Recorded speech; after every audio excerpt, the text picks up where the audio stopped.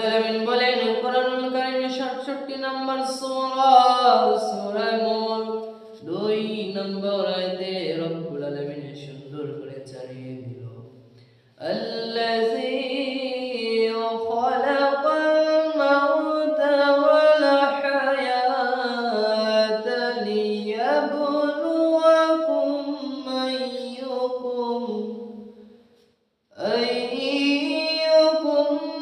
আহসানু আমালা ওয়া হুয়াল আজিজুল গফুর। রব্বুল আলামিন বলেন ও গোলাম আমি তো সেই রব যে রব তোমাদের মৃত্যু এবং হায়াতকে সৃষ্টি করেছে গোলাম। আর এই মৃত্যু এবং হায়াতকে সৃষ্টি করার উদ্দেশ্য তোমাদেরকে পরীক্ষা করার জন্য, তোমাদেরকে পরীক্ষা